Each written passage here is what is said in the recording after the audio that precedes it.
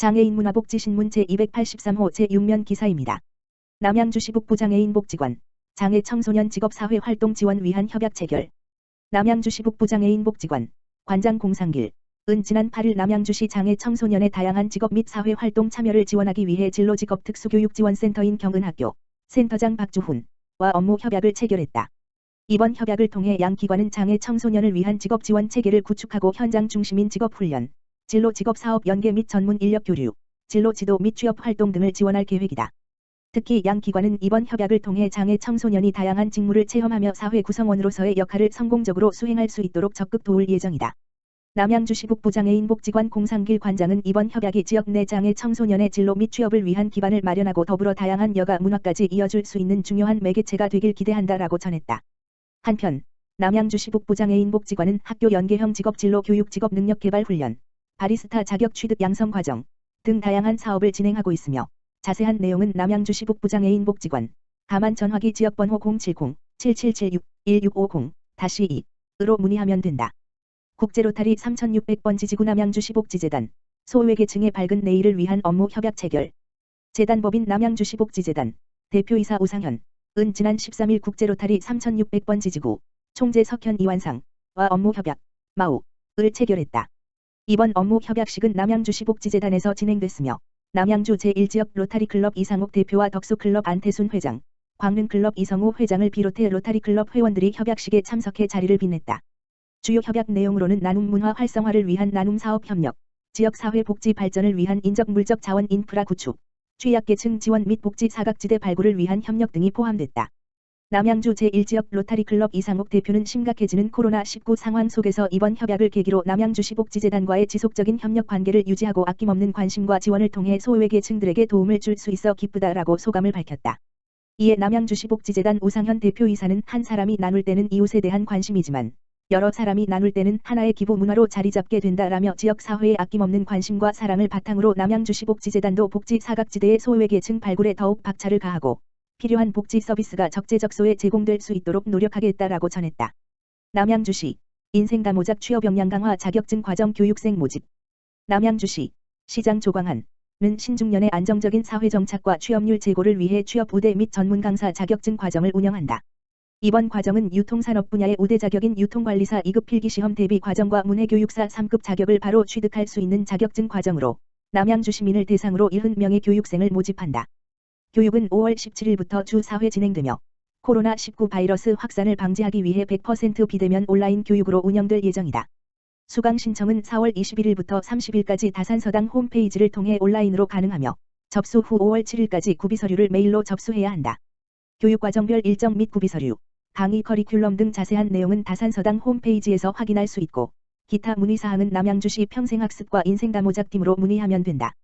한편 남양주 평생학습센터는 은퇴자와 실직자, 경력단절 여성 등을 대상으로 인생가모작을 준비할 수 있는 취창업 교육을 제공하고 있으며 앞으로도 구직자들에게 필요한 다양한 교육을 발굴해 나갈 예정이다.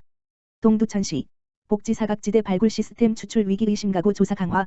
동두천시는 사회보장정보 시스템으로 추출된 모든 가구에 대한 생활실태 조사를 강화한다고 12일 밝혔다. 코로나19의 여파로 인해 복지사각지대가 급증함에 따라 생활고를 겪고 있는 취약계층을 선제적으로 찾기 위한 것으로 그 방안으로 보건복지부와 동두천시가 위기정보를 입수한 명단을 조사 대상에 정기 등록하여 처리하고 있다. 관련 실태조사는 주소지를 관할하는 동행정복지센터에서 추진하되 정신과 안전에 문제가 있거나 응급한 개입이 필요한 경우에는 복지정책과 무한돌봄팀과의 협력을 통해 위기 해소에 필요한 복지 서비스를 적극 제공할 계획이다. 한편 동두천시 관계자는 작은 어려움이라도 확인된 시민들의 생활이 안정될 수 있도록 더욱 세심하게 살피고 현재 진행 중인 제2차 복지사각지대 가정 전수조사 또한 성실히 수행하겠다고 전했다. 동두천시 무한돌봄센터 주거취약위기 제보가구 상담 및 위기상황 파악. 동두천시 무한돌봄센터는 지난 14일 주거 이전이 필요한 독거노인 가정에 방문하여 총괄적인 어려움을 파악했다. 이번 방문은 동두천시의회에서 주거취약 위기가구가 있다고 제보한 것을 시작으로 상담 약속을 조율한 끝에 복지정책과 무한돌봄팀과 복지지원팀이 14일 오전 해당 가정을 방문했다. 약 1시간 동안 진행된 상담과 주거환경 조사를 통해 주택계약의 문제로 인해 기초주거급여를 받지 못하는 상황과 지금보다 쾌적한 환경에서 거주하고 싶다는 욕구를 밝혀 향후 관계기관들과 협의하여 알맞은 복지자원을 탐색 및 연계하기로 결론을 맺었다. 무한돌봄센터 관계자는 스스로 극복할 수 없는 어려움이 발생하여 자포자기 상태에 놓였던 어르신이 힘겨운 상황에서 하루빨리 벗어날 수 있도록 조속히 지원 방안을 마련하겠다고 전했다. 동두천시 GTX-C 동두천 연장을 위한 첫걸음 내디뎌. 동두천시는 지난 15일 최용덕 시장, 전진섭 부시장, 국장, 부서장들이 참석한 가운데 수도권광역급 행철도 신호선의 동두천역 연장을 위한 사전 타당성 조사 용역에 대한 중간보고회를 개최했다. 이번 용역을 수행사인 4. 대중교통포럼 주 이산에서는 GTX-C 노선 동두천역 연장 구간에 대한 기술 검토를 완료했으며 기존 경원선 선로 및 역사 활용을 통해 추가 플랫폼과 회차선 주박선 설치만으로 동두천역 연장이 가능함에 따라 예비 타당성 조사 기준으로 경제성 분석을 실시한 결과 B/C 값이 1.73으로 매우 양호한 결과가 도출됐다고 보고했다. 동두천역 연장으로 인해 그동안 소외되었던 경기 북부지역 주민들의 서울 중심지 접근이 용이해지면 광역교통 여건이 열악한 양주 남면, 연천, 철원, 포천 주민뿐만 아니라 인근 군부대에 근무하고 있는 군인들의 수요도 상당할 것으로 예측되고 있다. 최용덕 시장은 용역 중간 결과 보고 후 GTX-C 노선의 동두천 연장으로 인한 교통 여건 개선을 통해 그동안 소외되었던 경기 북부지역 주민들의 삶의 질 향상은 물론 동두천역 주변 미군 주둔 공여지 개발에 민간이 참여하는 계기가 될 것이라며 이를 위해 시에서는 향후 동두천역 주변의 환승 여건 개선을 위한 계획을 수립함과 동시에 지역 국회의원, 도의원, 시의원과 협력하여 GTX-C 동두천 연장이 확정될 때까지 최선을 다하겠다고 밝혔다. 한편 동두천시는 이번 용역 보고 결과를 경기도와 국토교통부에 제출할 예정이며 하반기에 선정되는 우선 협상 대상자에게 GTX-C 노선이 동두천역까지 연장될 수 있도록 강력히 요구할 계획이다. 동두천시 기업인협의회 코로나19 극복 및 경제 활성화를 위한 협약 체결. 동두천시는 지난 9일 시장실에서 오길재 동두천시 기업인협의 회장이 참석한 가운데 코로나19 극복 및 경제 활성화를 위한 협약을 체결했다.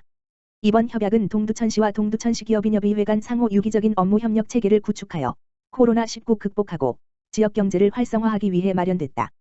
협약서에서는 정보 공유를 통한 코로나19 확산 방지 체계 구축, 각종 재난지원금 지급을 위한 업무 지원, 시와 기업인협의회의 상생분위기 조성 등 행정적 업무를 분담하고 적극 협력한다는 내용이 담겨 있다.